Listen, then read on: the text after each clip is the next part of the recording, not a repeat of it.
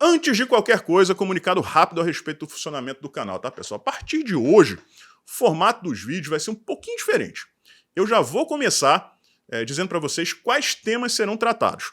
E a gente vai fazer isso de maneira bem célere e objetiva, como era antigamente, na época do Café com o Ed.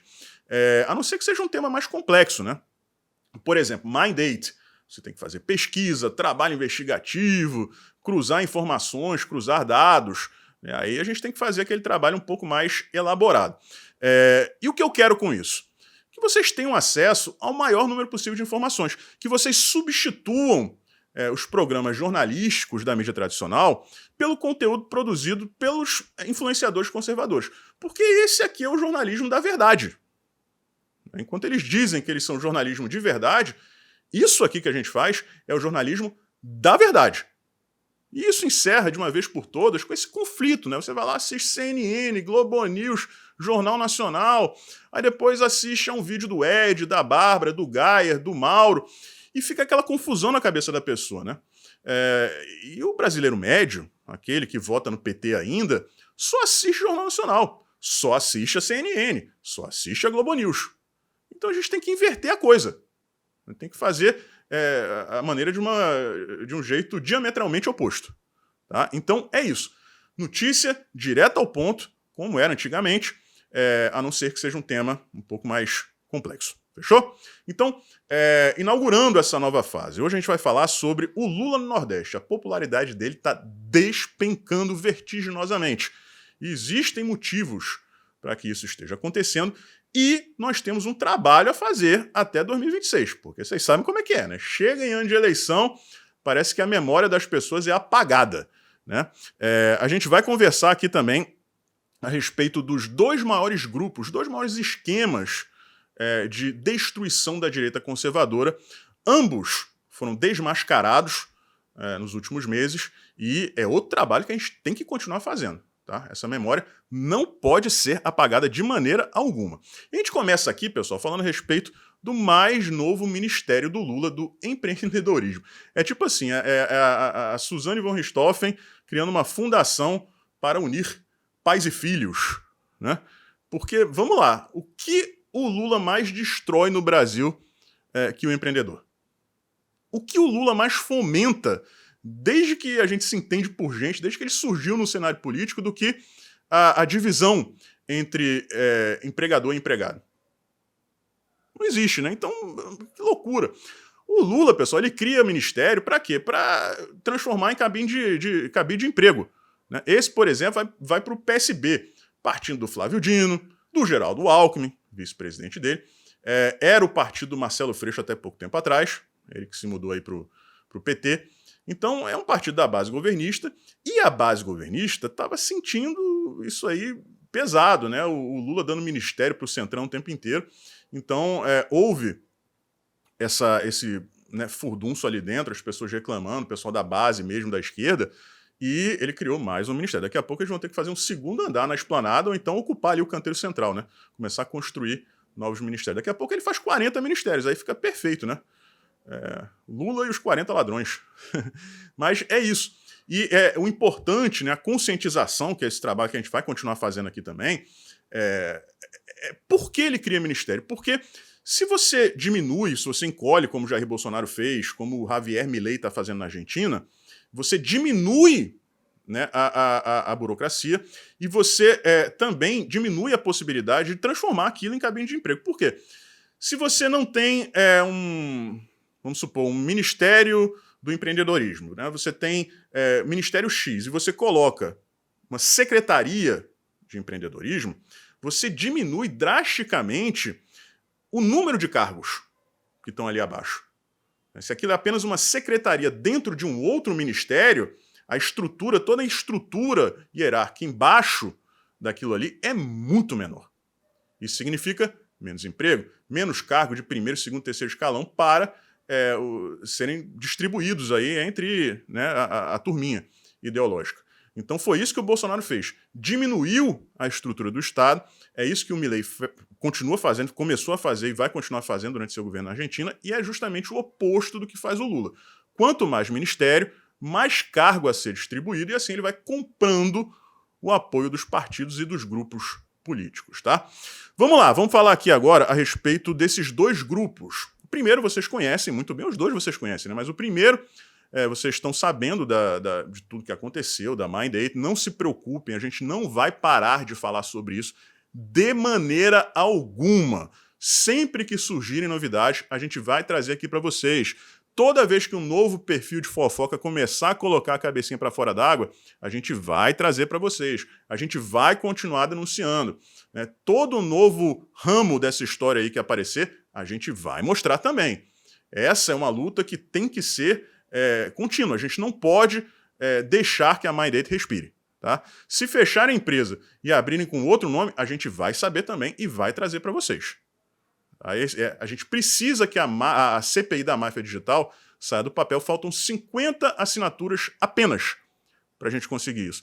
Eles vão transformar numa CPMI do 8 de janeiro. Não, porque o equilíbrio na Câmara dos Deputados é diferente, né? E a gente vai haver um esforço coletivo para que não só as posições principais na CPI, né, presidência, vice-presidência, relatoria, fiquem com a oposição, mas que também não façam o que fizeram com a CPI do MST, por exemplo, que depois mudaram a composição, né, partidos tiraram membros que eram mais afeitos à direita e substituíram por parlamentares do mesmo partido, mas de outras frentes, né, mais alinhadas, né, com a presidência da República, com o desgoverno. Então, se conseguirem fazer isso, vai ser bom para a gente. O Senado é uma outra história. Quando tem uma CPMI, é Câmara dos Deputados e Senado junto. E o cenário é muito mais à esquerda do que é a Câmara dos Deputados. Tá? Então a gente precisa disso aí. E qual é o segundo personagem dessa história? O Sleeping Giants, que até surgiu muito antes, né, não no sentido de existir, né, mas surgiu para o conhecimento do grande público bem antes da Mindate, que é mais antiga como, né, instituição.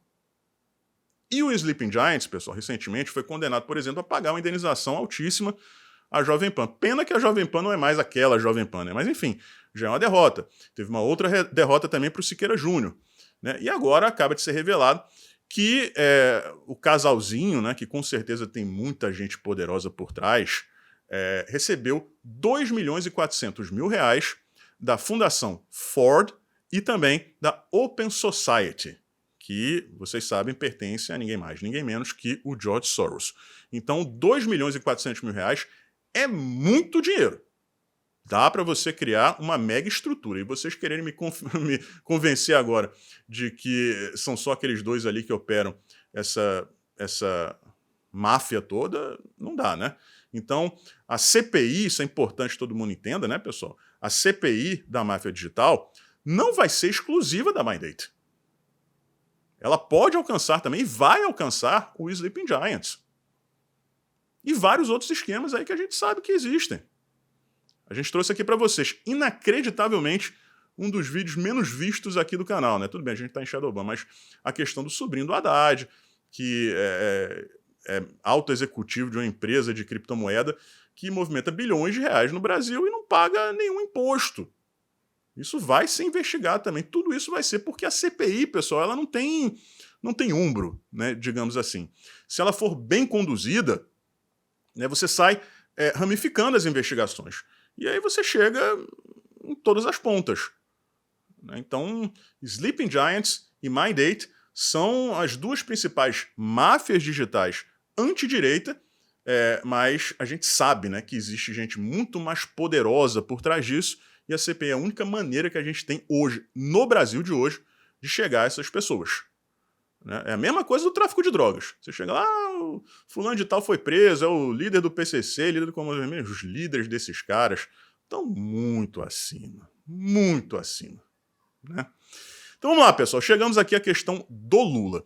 Antes de qualquer coisa, é importante a conscientização no sentido de, sempre que chega em ano eleitoral, a esquerda abre o cofre, com a ajuda, né, a conivência ou a participação da imprensa, mente que nem sente, e parece que os 3 anos anteriores são apagados, são deletados da memória do eleitor. É impressionante, é uma coisa de louco, né? A gente viu as pedaladas da Dilma, por exemplo, quando ela foi reeleita, se é que foi, mas vamos supor aqui que ela foi, ela no último ano do primeiro mandato dela saiu distribuindo Bolsa Família, pessoal, à torto e à direito. Era uma loucura. Na Caixa Econômica Federal do meu bairro tinha fila, né, e as pessoas diziam que você não precisava nem levar aquela documentação toda. Era chegar lá e dizer que precisava, toma aqui o Bolsa Família, porque era voto garantido. Era voto garantido. Resultado, ela não teve dinheiro para bancar aquilo tudo e teve que pedalar. Teve que pegar empréstimo dentro do próprio governo para poder cobrir o rombo, né? E isso é proibido pela lei de responsabilidade fiscal, então ela pedalou para sustentar isso aí. Só que é sempre a mesma coisa. O Lula agora, ele cortou, desta vez, né, 8.400.000 beneficiários. De onde veio a maioria? Né, qual foi a região mais afetada? Melhor dizendo, foi o Nordeste, com 3.700.000 afetados. Tá? Chega 2026, aí ele sai distribuindo Bolsa Família para todo mundo. Na maciota, na surdina. Aí a pessoa esquece. Acha que depois, no segundo mandato dele, não vai acontecer a mesma coisa. Pelo amor de Deus, gente. O que está acontecendo agora? A popularidade dele está despencando. Essa pesquisa aí, por exemplo, 10% a menos de aprovação na maior capital do Nordeste, que vem a ser Fortaleza. Tá? Novidade para mim, eu achava que era Salvador. E isso aconteceu recentemente. Por uma série de motivos que a gente conhece muito bem, porque não é só o Bolsa Família que faz com que o Lula perca popularidade. É uma série de coisas. Todo o governo do Lula é uma incompetência em si. Só que aí chega no ano eleitoral, as pessoas esquecem. E a gente tem que fazer esse trabalho de formiguinha todo santo dia, para que as pessoas não esqueçam isso. Cheguem em 2026 cientes do que é de fato o Lula. Não aquilo que ele promete, mas sim aquilo que ele faz ou não faz. Então as pessoas caem na real nos inícios de governos do PT. Depois a coisa vai degringolando e depois eles conseguem recuperar através das mentiras. Mas isso que aconteceu agora em Fortaleza não é novidade. Desde junho do ano passado ele vem perdendo popularidade no Nordeste. 10% em relação a abril de 2023. Abril, maio, junho. 10%. Se vocês forem procurar, naquela mesma época, ele começou a cortar também no Bolsa Família. Então, pessoal, não adianta a gente se revoltar agora com isso, né? Ficar vibrando porque ele está perdendo popularidade, se nós não fizermos a nossa parte, que é o quê? Sempre, permanentemente, lembrando as pessoas disso. Tá vendo aí? Você votou no PT, ele está cortando o Bolsa Família. Quer apostar quanto, como em 2026, ele vai devolver tudo? Aí chega em 2027, se ele ganhar, ele vai lá e tira de novo. Bolsonaro nunca fez isso. A situação é muito explícita. Agora, não adianta nada a gente largar isso aí ao Deus dará e contar com a memória das pessoas. A gente tem que insistir nisso aí. Tá, pessoal? E por que eu digo, aqui para finalizar, até 2026? Você não quer que o Lula caia? Para mim, pessoal, só é bom para a direita se cair a chapa. Se cair Lula e Alckmin. Se o Alckmin assume, ele coloca um pouquinho de lado essa veia artificial lacradora dele e se torna, né, aquele Alckmin do PSDB, aquele cara prudente e sofisticado, que se faz de centro-direita e vai enganar muita gente nessa história. Ele vai encolher o número de ministérios, ele vai tirar um monte de gente ideológica explícita da esquerda, e aí a situação dá uma normalizada, institucionalmente, socialmente, economicamente. E aí o que acontece? Ele tem grandes chances de vencer as eleições de 2026, por incrível que pareça. Então, para a direita, ou o Lula fica sangrando até 2026, ou então cai a chapa inteira. Infelizmente é o sacrifício que a gente vai ter que fazer até 2026, ou não, se caírem os dois. É difícil? Praticamente impossível, porque a gente sabe quem manda. Mas, para que vocês entendam, para nós, da direita, e para o Brasil, é pior que o Lula caia e o Alckmin assuma. Porque vai passar uma sensação de normalidade. Uma sensação de estabilidade. Que é uma sensação falsa. Então, se é para sofrer, né, é melhor encarar a dor. Em 2026, na medida do possível, né, a gente sabe das limitações que a gente vai ter, a gente tentar derrotar o mal. Fechou? Deixem nos comentários se vocês preferem esse formato ou o formato antigo. Um forte abraço e a gente se vê por aí.